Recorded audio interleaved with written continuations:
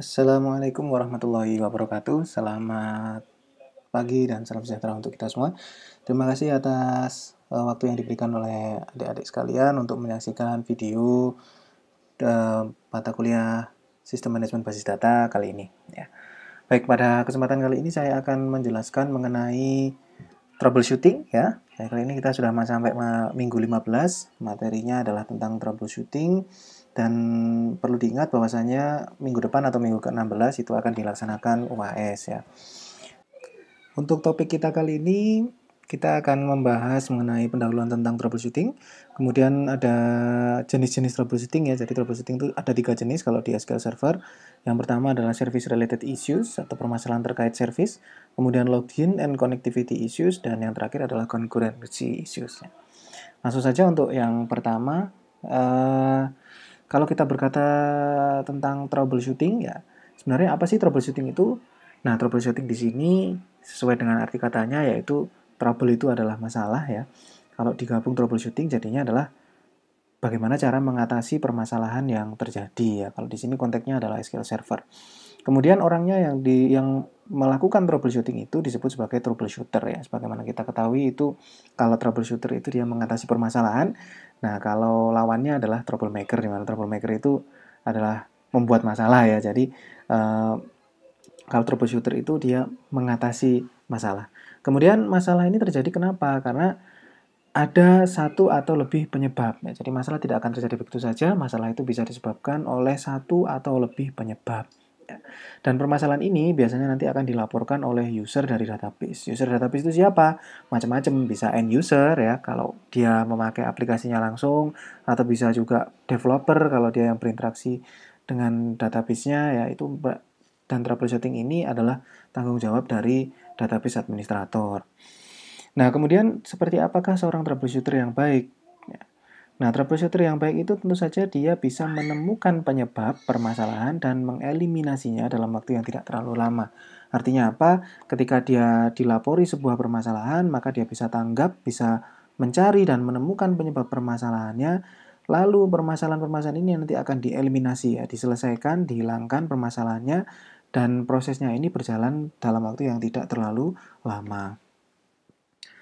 Nah, apabila waktu yang dikerjakan untuk menyelesaikan masalah itu terlalu lama, maka itu juga akan mengakibatkan dampak yang kurang baik bagi user ya, karena seperti kita ketahui bersama kalau misalkan perusahaannya besar, kemudian ada masalah yang cukup lama pada database, maka bisa mengakibatkan kerugian yang semakin lama semakin besar. Oleh karena itu, ada caranya ya, bagaimana supaya bisa menjadi troubleshooter yang baik, itu sebenarnya ada caranya. Ya. Nah, caranya seperti apa? Kalau menurut Microsoft ini ya, cara menjadi troubleshooter yang baik di SQL Server itu harus mengikuti metodologi troubleshooting. Ya, ini metodologi troubleshooting menurut Microsoft ya. Saya ambilkan dari slide presentasinya Microsoft tentang SQL Server. Nah, ada beberapa langkah yang harus diikuti untuk menyelesaikan permasalahan yang ada di SQL Server. Yang pertama, itu kita harus melakukan yang namanya investigasi. Apa investigasi itu? Investigasi ini adalah mendefinisikan dengan jelas permasalahan yang dialami oleh user. Ya.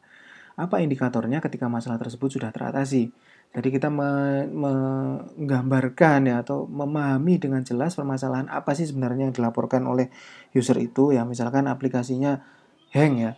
Nah, masalahnya kenapa ya? User ngomongnya masalahnya hang, tetapi sebenarnya di balik hangnya permasalahan tersebut ada berbagai macam penyebab. Nah, selain mengetahui penyebabnya, kita juga perlu mencari tahu ya, kita perlu memahami apa indikatornya ketika masalah tersebut sudah teratasi. Jadi nanti ketika masalahnya itu sudah selesai, sudah kita katakan, Pak, Bu, ini sudah selesai ya. Buktinya apa? Nah, kita itu harus punya. Karena kalau kita nggak bisa menunjukkan, ini loh tandanya, ini sudah saya perbaiki, ini sekarang sudah bisa, maka nanti mereka bisa menganggap bahwasanya permasalahan ini belum selesai, kita cuma omong doang ya. Maka itu yang pertama kita harus mendefinisikan dengan jelas permasalahannya itu apa, kemudian kita juga harus memahami nanti, mengira-ngira nanti ini indikatornya, ketika saya mendeklarasikan permasalahan itu sudah selesai, buktinya apa ya. Kemudian kita juga harus mengetahui, kita harus mencari tahu apa yang jalan, apa yang tidak jalan ya. Jadi terkait dengan permasalahan tersebut, apa yang gagal ya, apa yang tidak bisa dijalankan. Terus kemudian apa yang jalan ya. Ini nanti akan menjadi bahan bagi kita untuk memutuskan tindakan apa yang kita lakukan. Terus kemudian selain itu juga kita harus mencari tahu apakah yang tidak jalan tadi itu memang sejak awal tidak jalan atau dia memang pertamanya jalan terus kemudian tidak jalan ya. Jangan-jangan memang dilaporkan user, Pak, ini nggak jalan, tapi ternyata memang dari awal tidak dinyalakan ya, servis atau programnya mungkin. Nah, ini juga harus kita ketahui. Nah, setelah kita menggambarkan dengan jelas permasalahannya itu apa ya, semuanya dilangkum dalam tahapan investigasi. Berikutnya kita melakukan analisis ya, analisa ini kita memulai proses penyelesaian masalah yang sesungguhnya. Jadi di tahapan analisis ini kita melakukan brainstorming.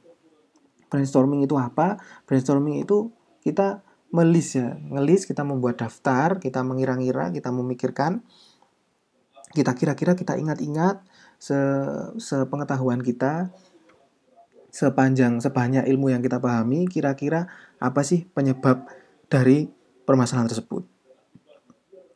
Ya, mana penyebab yang paling mungkin dan bagaimana penyebab-penyebab tersebut dieliminir ya. Jadi misalkan ya ada permasalahan SQL servernya tidak bisa login ya, user tidak bisa login ke instance. Nah, masalahnya apa? Masalahnya kita list. Oh, bisa saja karena mungkin jaringannya mati. Bisa saja mungkin karena loginnya salah. Bisa saja mungkin karena servisnya tidak nyala ya. Bisa saja mungkin karena SSMS-nya minta diinstal ulang. Nah, ini ada macam-macam. Ini yang disebut sebagai brainstorm. Kemudian setelah kita brainstorm, kita masuk ke tahapan berikutnya yaitu implementasi ya. Atau kita implementasikan hasil analisa kita tadi untuk menyelesaikan permasalahannya. Jadi setelah kita list, setelah kita daftar permasalahan-permasalahan tadi, misalkan ada 4 masalah atau 5 masalah, maka masalah tersebut kita urutkan. Kita urutkan mulai dari awal yang paling mungkin terjadi, jadi yang tingkat kemungkinan terjadinya paling tinggi, sampai dengan tingkat kemungkinan terjadinya paling rendah. Ya. Contoh misalkan pada saat tidak bisa login tadi, kemungkinan yang paling tinggi passwordnya salah ya. Nah, ini kita kerjakan dulu, kita cek dulu apakah passwordnya sudah benar. Oh, passwordnya sudah benar. Kemudian kemungkinan paling tinggi berikutnya adalah mungkin ya servisnya belum nyala. Kita cek servisnya, jangan-jangan dia belum nyala ya. Dan seterusnya sampai dengan penyebab yang paling tidak mungkin. Kemudian ketika ini sudah selesai di nomor 3 ini seharusnya masalahnya sudah selesai ya, masalahnya sudah ketemu, penyebabnya sudah ketemu, sudah selesai permasalahannya. Apabila belum, maka lakukan analisa lagi, brainstorming lagi kira-kira apa yang ketinggalan ya. Nah, kalau sudah selesai maka kita lakukan yang namanya validasi ya.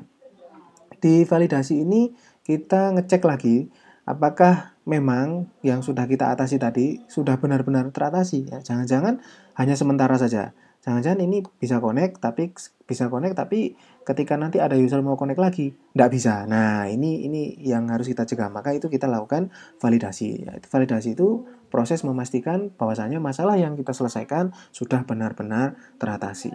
Nah, terakhir ketika memang ini permasalahannya sudah diatasi, ini yang kurang ya, yang terakhir ini yang kurang dilakukan oleh umumnya programmer ya atau database administrator yang masih baru ya di kebanyakan di Indonesia, yaitu dokumentasi ya, dokumentasi. Jadi setiap kali error yang sudah kita selesaikan, permasalahan yang sudah kita selesaikan, itu alangkah baiknya dilakukan dokumentasi. Dokumentasi itu apa? Dokumentasi itu dicatat ya.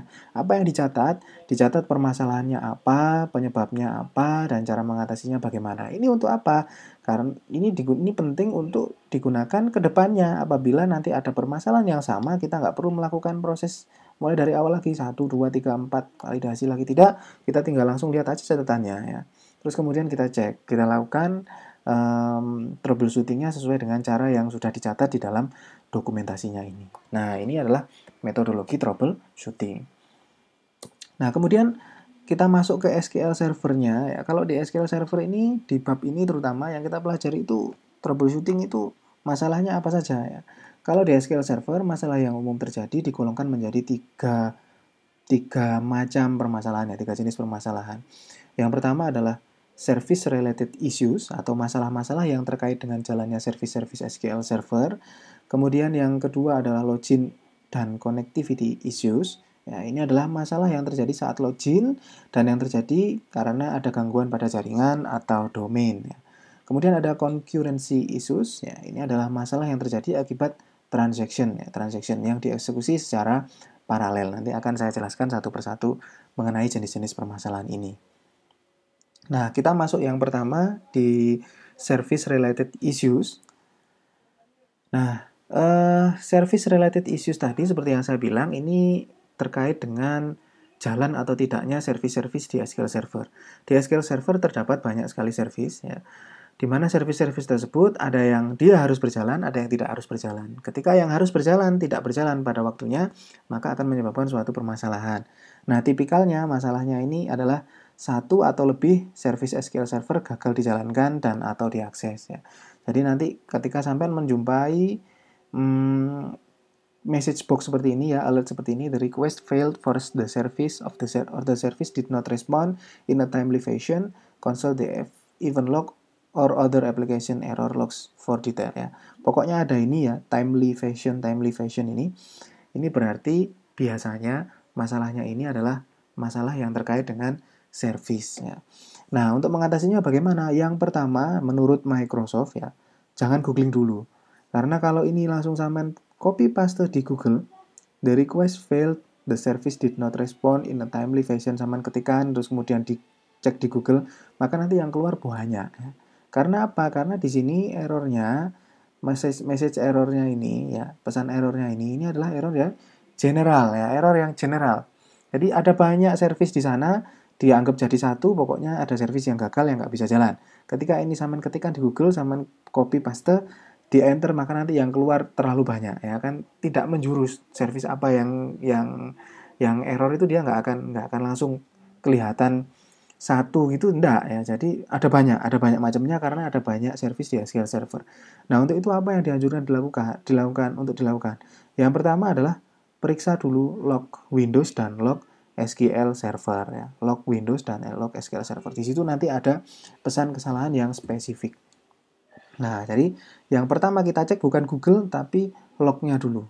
Nah, lognya dulu. Ketika nanti di log itu sudah kita tahu permasalahan spesifiknya apa, nah itu yang kita copy paste cari di Google. Nah, kayak gitu ya.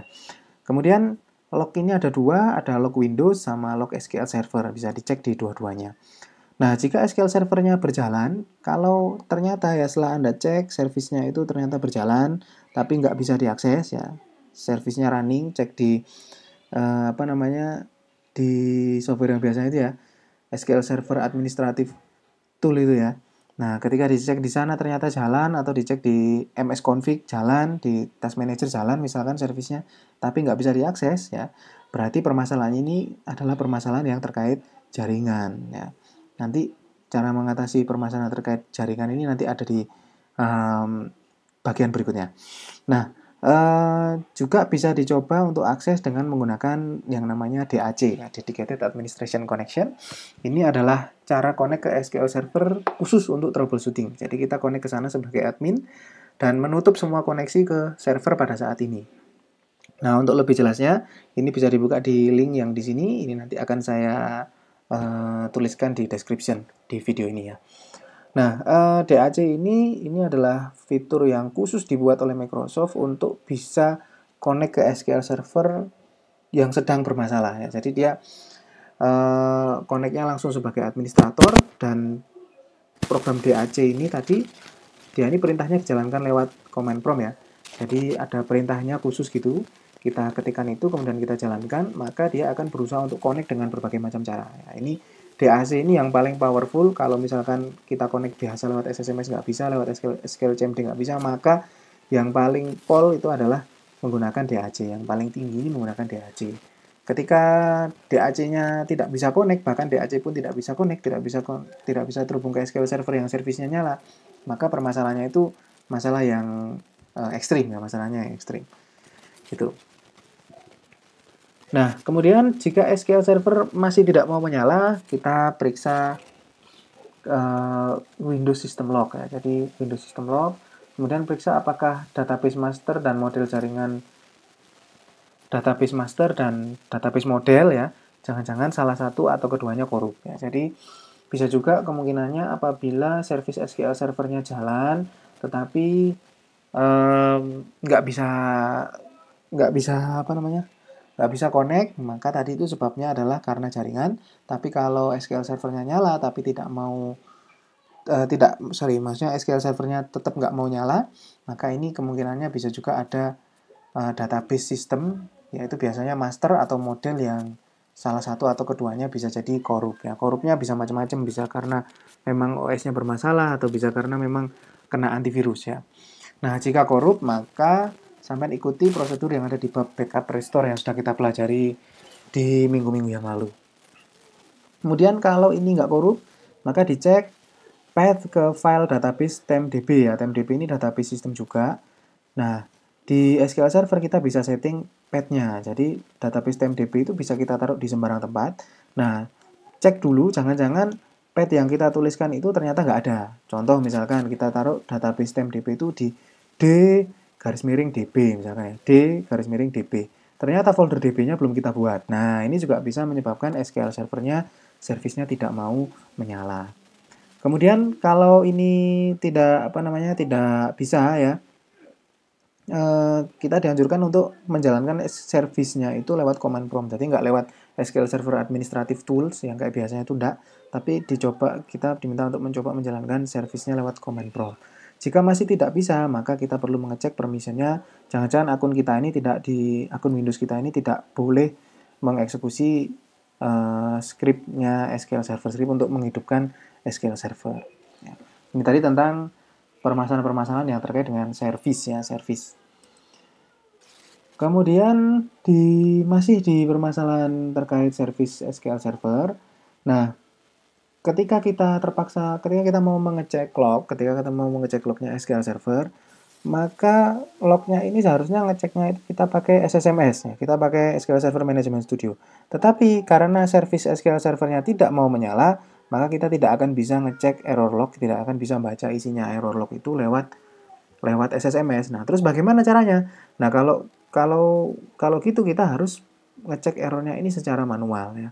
Kita buka lokasi lognya itu di direktori sesuai dengan konfigurasi database-nya. Jadi di database itu sebenarnya ada konfigurasi untuk meletakkan log errornya itu di mana ya. Itu kita buka direktorinya, kemudian diklik kanan open with notepad atau editor teks yang lainnya.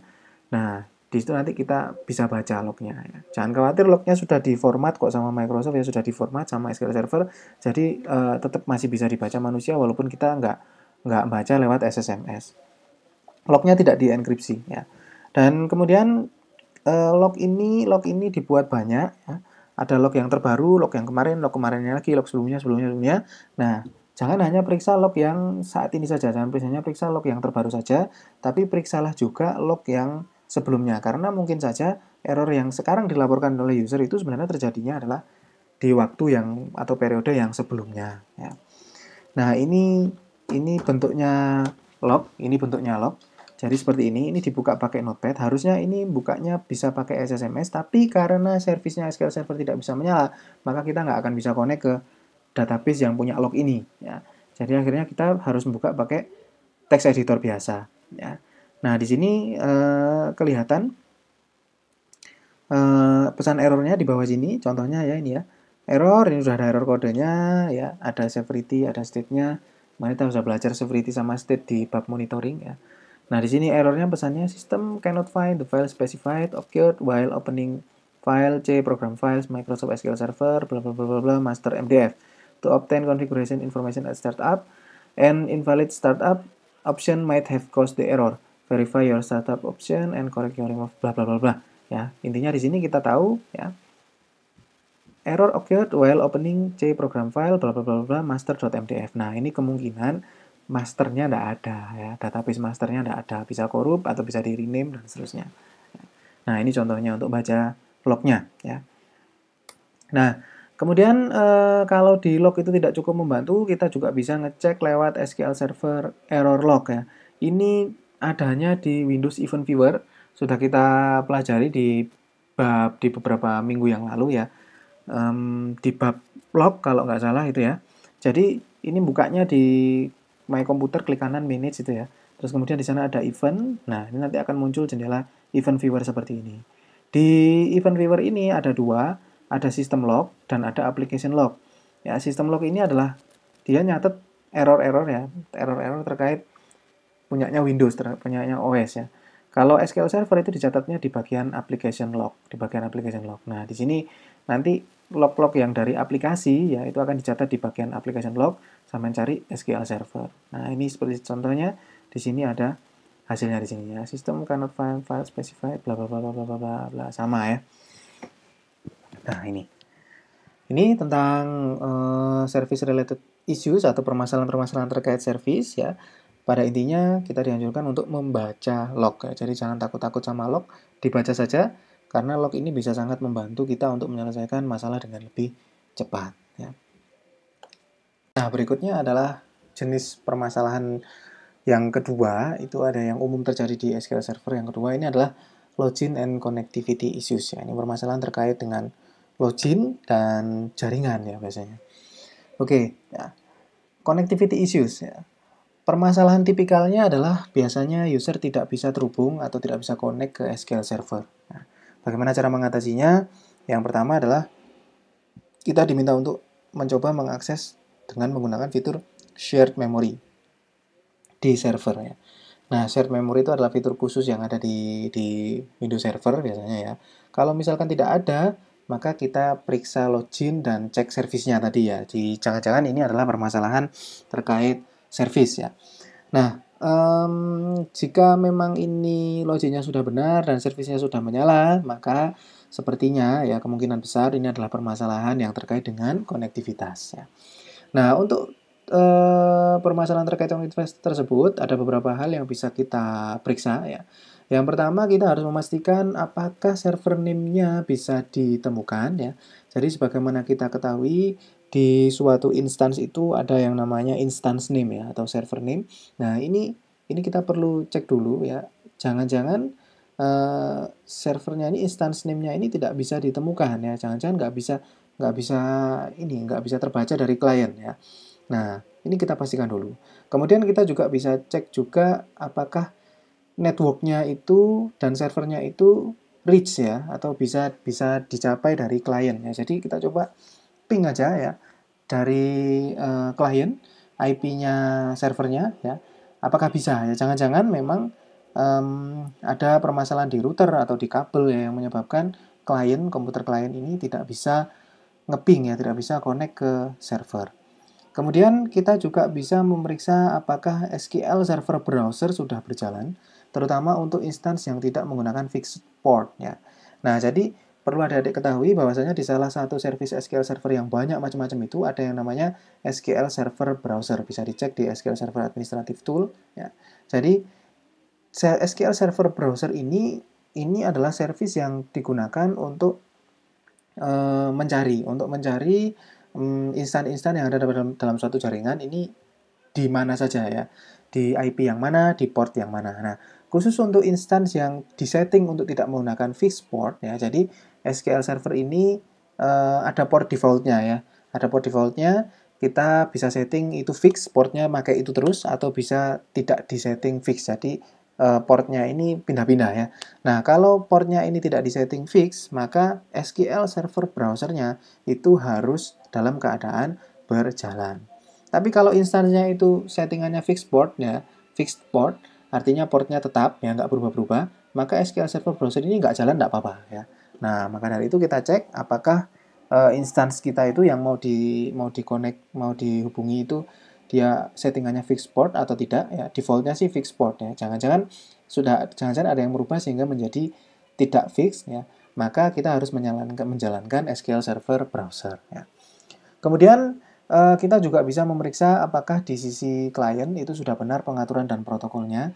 Jadi kalau kita mau connect dari sisi klien ya itu sudah pasti ya protokolnya harus mengikuti protokolnya SQL Server ya. Jangan pakai port yang dipakai MySQL, jangan pakai apa namanya usernya root kemudian passwordnya kosong ya, itu protokolnya database lain ya. Ini dipastikan dulu kita harus mengikuti protokol yang miliknya SQL Server. Dan kemudian yang terakhir kita juga bisa memastikan ya, ini juga lumayan sering terjadi, jangan-jangan waktu pertama kali connect ya di komputer kliennya, di laptopnya klien itu jangan-jangan firewall-nya ngeblok portnya SQL Server. Nah, kalau sudah seperti itu ya nggak bakalan bisa connect ya. Nah, cara mengatasinya gimana? Dibuka saja firewall-nya. Jangan untuk semuanya, tapi dibuka, kita buatkan perkecualian, whitelist ya. untuk portnya SQL Server itu kita buka aksesnya gitu. Nah, kemudian terkait dengan permasalahan login ya, kegagalan login, biasanya ini tidak, permasalahan tipikalnya adalah user tidak bisa masuk atau logon ke SQL Server ya. Nah, ini cara mengeceknya kalau misalkan user tersebut itu diberikan Windows Authentication, menggunakan Windows Authentication artinya adalah autentikasi yang tidak pakai password, yang pakai passwordnya Windows itu ya.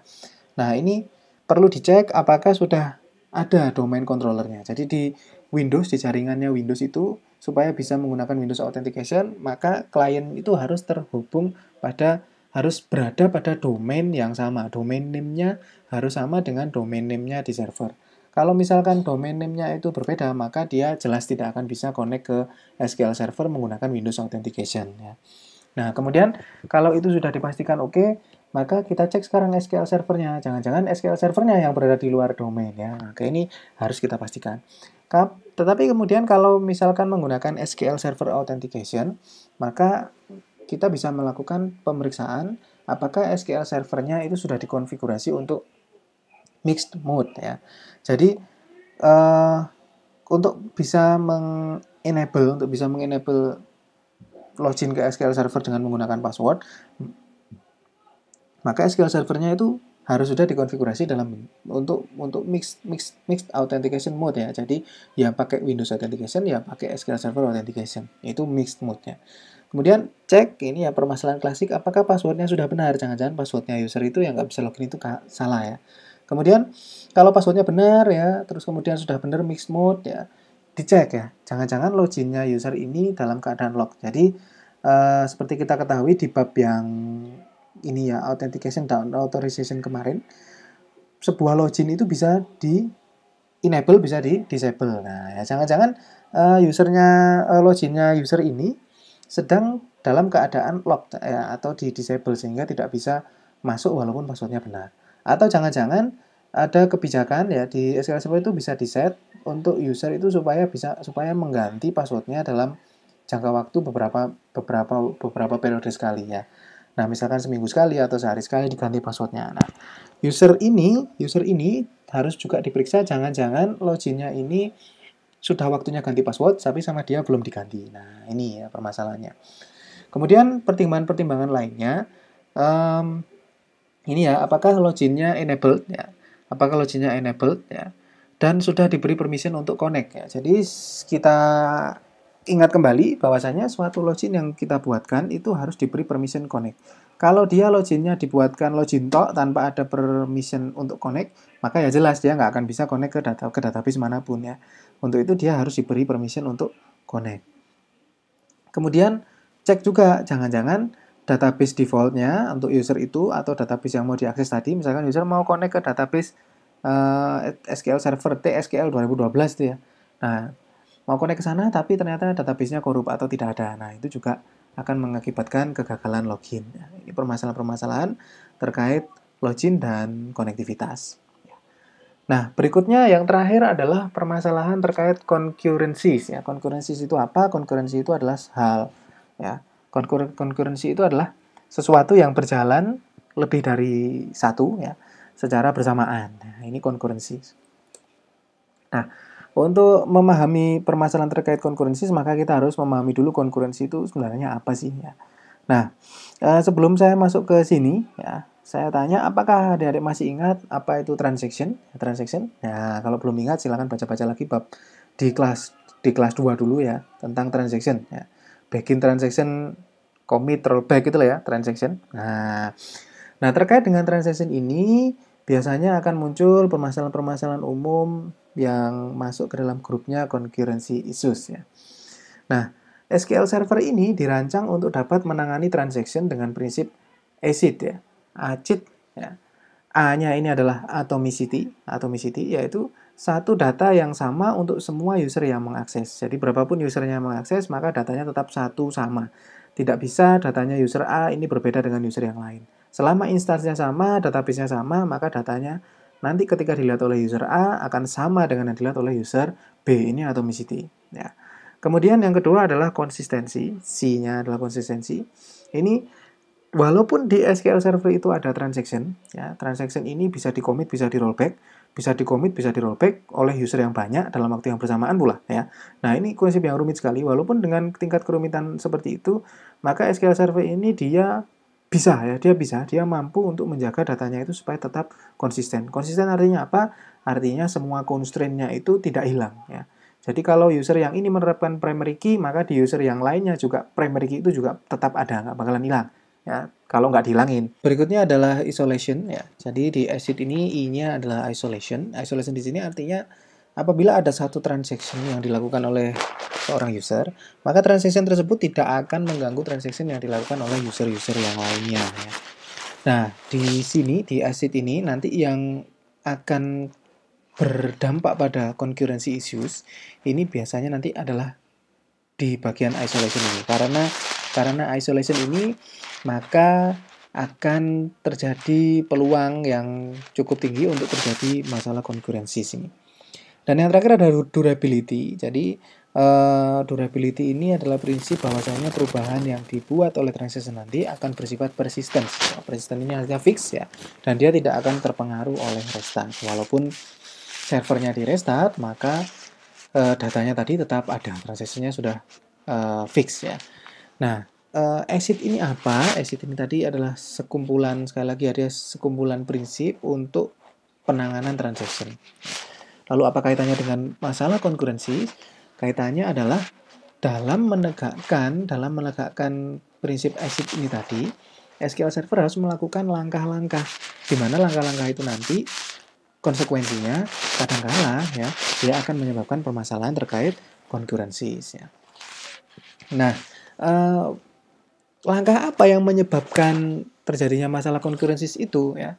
Nah, langkah yang dilakukan SQL Server untuk menegakkan prinsip exit tadi, terutama pada prinsip I, yang I tadi, isolation, maka SQL Server ini menggunakan suatu teknik yang namanya locking, ya, locking. Ya. Locking ini diperlukan untuk menyinkronkan akses oleh banyak user yang berbeda ke data yang sama di waktu yang sama. Ya. Jadi bayangkan di sana ada suatu database, ada 5 user, masing-masing user melakukan transaction. Ya. Transaction ini kita nggak tahu kapan selesainya. Selama transaction itu belum di-commit, maka posisinya masih intermediate, ya, intermediate alias semacam ngambang begitulah, ya. Jadi datanya ini masih ngawang, masih belum dituliskan ke disk, ya. Nah, ketika user yang satu ini mengakses tabel yang sama, mau nginsert tabel yang sama, kemudian user yang kedua select tabel yang sama, maka selama data yang diinsertkan oleh user ini tadi belum di-commit, maka user yang satunya tadi dia juga tidak bisa melihat data yang di-commit oleh user, ya. Nah, kalau dibiarkan user yang ketiga misalkan insert juga, kemudian ternyata primary key-nya itu auto increment, bayangkan user yang nomor 1 dia melakukan insert, user yang nomor 3 dia melakukan insert juga, user yang kedua dia cuma select aja, ya. Nah, user 1 dia melakukan insert, user yang ketiga melakukan insert, sedangkan data terakhir masih posisinya auto increment, masih baris 2.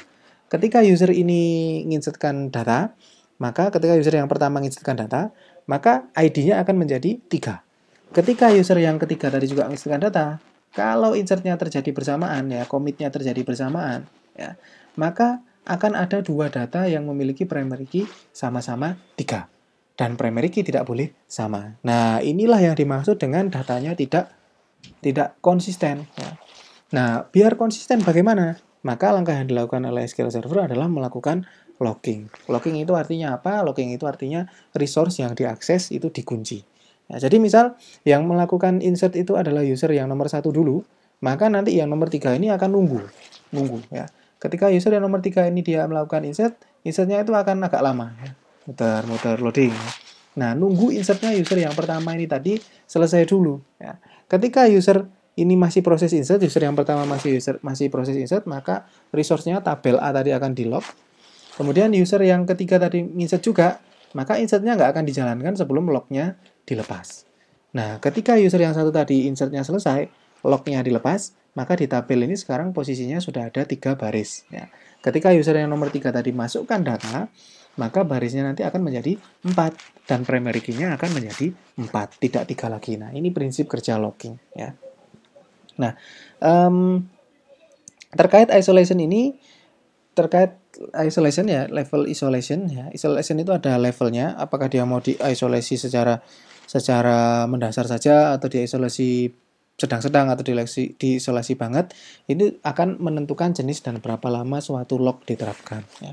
Jadi lock ini ada jangka waktunya ya, dia nggak bisa kalau dia di lock dengan waktu yang tidak terbatas.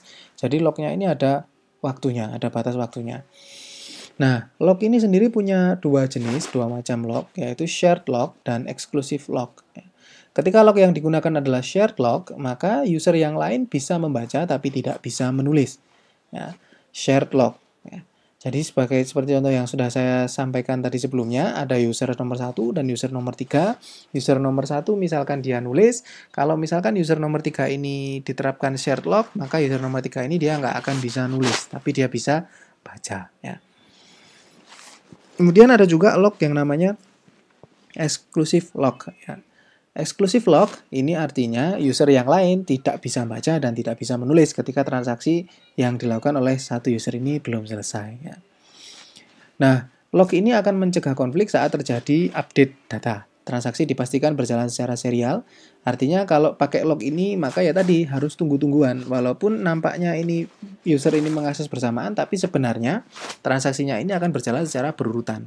Siapa yang duluan mengakses transaksi, maka dia duluan yang bisa commit. User yang lain dia nggak bisa commit sebelum user yang awal tadi belum commit. Ya, jadi dengan adanya lock ini, transaksi ini sebenarnya di belakang layar dia berjalan secara serial. Serial ini di sini artinya berurutan, tidak paralel ya. Dan locking ini diterapkan secara otomatis, tidak perlu kita ngatur-ngatur locking. Locking ini diterapkan oleh SQL Server, mesinnya SQL Server sendiri. Jadi ketika tiap kali kita menjalankan transaksi, misalkan ada user lain yang mau akses, maka otomatis locknya itu diterapkan. Dan akhirnya mekanisme ini akan menjamin keamanan dan akses konkuren ke suatu data. Ya. Nah ini ya, locking ini sebenarnya dia di satu sisi dia menerapkan, dia bisa memastikan prinsip-prinsip ACID itu terpenuhi, tetapi di satu sisi dia juga berpotensi menyebabkan masalah konkurensi. Masalahnya seperti apa? Ya. Nah masalahnya ada dua. Masalah yang pertama adalah blocking. Kemudian nanti ada juga masalah yang namanya deadlock. Ya. Nah, kalau permasalahan blocking, ini tipikalnya adalah aplikasi diam saja, tidak ada hasil tetapi juga tidak error. Ya. Jadi biasanya kalau misalkan Anda nanti menjumpai di tempat kerja Anda, misalkan Anda jadi database administrator, ada user yang laporan. Ya.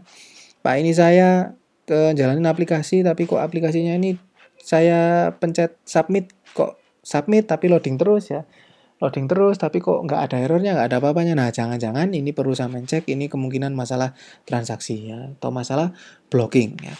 Nah, proses apa saja ya perlu terkait dengan permasalahan blocking ini, kita perlu tahu bahwasanya proses apa saja itu akan diblok ketika menunggu resource yang sedang di lock ya.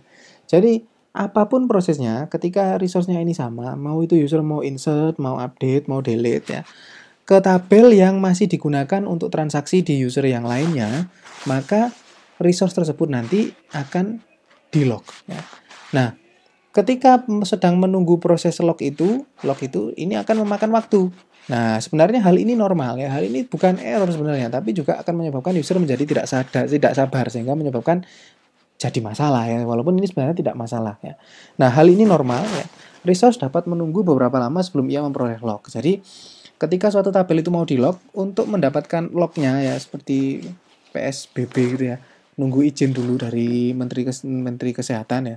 Sama juga di SQL Server ini, ketika suatu tabel ini sedang request untuk di-lock, maka proses pemberian lock-nya itu pun juga bisa memakan waktu ya. Nah, yang menjadi masalah adalah jika waktu tunggunya ini tadi terlalu lama, itu yang menyebabkan user menjadi tidak sabar ya.